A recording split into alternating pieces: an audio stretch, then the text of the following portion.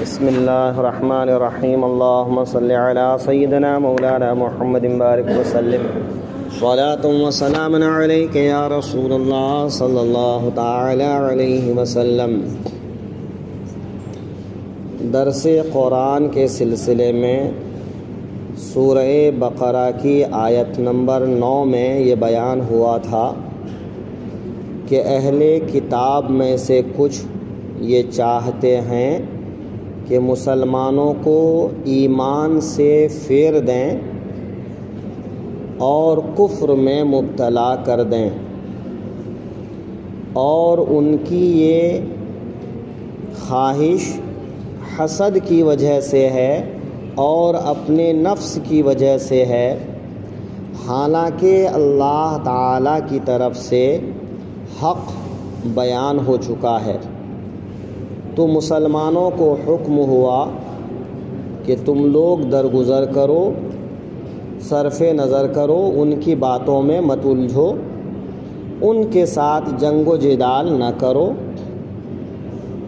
ان کو چھوڑ دو یہاں تک کہ اللہ کا حکم آ جائے، یعنی وہ وقت آ جائے جب اللہ تعالی تم کو ان کے ساتھ جنگ کرنے کا حکم دے یا ان کو یہاں سے نکالنے کا حکم دے دیا جائے۔ بے شک اللہ تعالی ہر چیز پر قادر ہے، یعنی ان کتابیوں کو مدینے سے نکالنے پر، ان کو مغلوب کرنے پر اور اسلام کو غالب کرنے پر قادر ہے۔ یہی بات ہر زمانے میں ہے کہ ہر زمانے میں لوگ چاہتے ہیں کہ مسلمانوں کو ان کے دین سے پھیر دیں، لیکن مسلمانوں کو چاہیے کہ وہ اپنے دین پر مضبوطی کے ساتھ قائم رہیں۔ مسلمانوں کے خلاف پروپیگنڈا یہ کوئی نئی بات نہیں ہے، یہ ہر زمانے میں ہوتا رہا ہے۔ کبھی مسلمانوں کو مایوس کر کے، کبھی مسلمانوں کو لالچ دے کر کے، کبھی مسلمانوں کو ڈرا دھمکا کر کے اس کے دین سے پھیرنے کی کوشش کی گئی ہے، لیکن مسلمان ہر زمانے میں ہر مخالفت کا مقابلہ کرتے ہوئے اپنے دین پر قائم رہے ہیں، اور وہی مسلمان کامیاب ہوئے ہیں۔ جیسا کہ حضرت حذیفہ بن یمان کا جواب گزرا کہ جب ان کو اہل کتاب یہودیوں نے اپنے دین کی طرف بلایا، اسلام سے پھیرنا چاہا، تو انہوں نے جواب دیا کہ رضیت باللہ ربا وبالاسلام دینا وبمحمد رسولا، کہ میں اللہ سے راضی ہوں کہ وہ رب ہے، دین سے، اسلام سے راضی ہوں کہ وہ میرا دین ہے، اور محمد صلی اللہ علیہ وسلم سے راضی ہوں کہ وہ اللہ کے رسول ہیں۔ تو میں راضی ہوں، چاہے اس راستے میں کچھ بھی ہو جائے، میں اس راستے سے پھرنے والا نہیں۔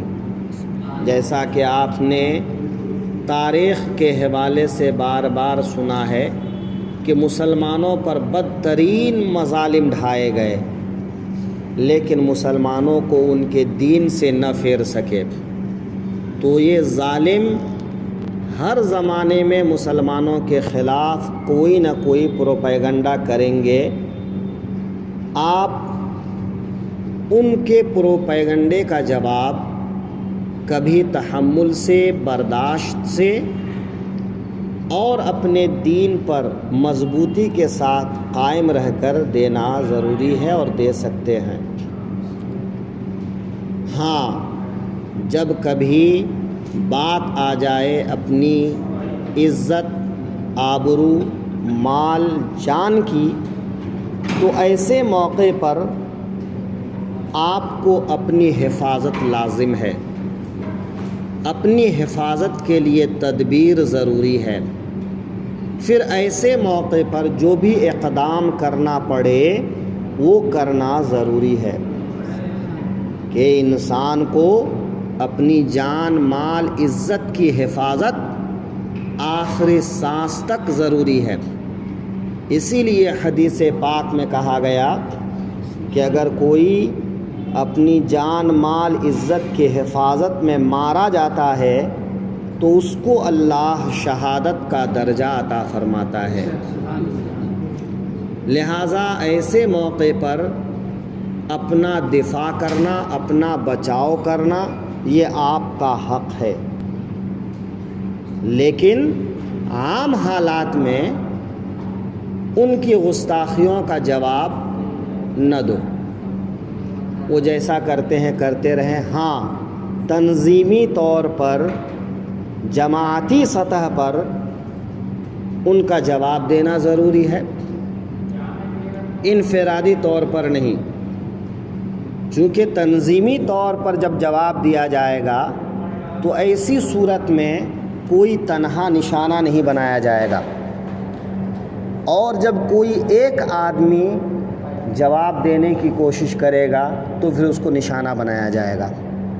تو ایسے موقع پر تنظیمی اعتبار سے جواب دو، جماعتی اعتبار سے جواب دو، جو جواب دینے کا طریقہ ہے اس طریقے سے۔ لہٰذا ان کی گستاخیوں پر دل چھوٹا نہ کرو کہ اسلام اور مسلمانوں کے خلاف وہ بد کلامی کرتے ہیں تو مایوس ہو جاؤ، مایوس مت ہو، کیونکہ یہ آج کوئی پہلا معاملہ نہیں ہے۔ جب سے اسلام نے دنیا میں آنکھ کھولا ہے تب سے ایسا ہو رہا ہے کہ اللہ تعالیٰ فرما رہا ہے وَدَّ كَثِيرٌ مِّنْ أَهْلِ الْكِتَابِ لَوْ يَرُدُّونَكُم مِّن بَعْدِ إِيمَانِكُمْ كُفَّارًا، کہ اہل کتاب میں سے کچھ یہ چاہتے ہیں کہ وہ تم کو پھیر دیں ایمان سے کفر کی طرف، تو وہ تم کو پھیرنے کی کوشش تو کریں گے، بہکانے کی کوشش تو کریں گے، لیکن تم کو بہکنا بھی نہیں ہے اور الجھنا بھی نہیں ہے۔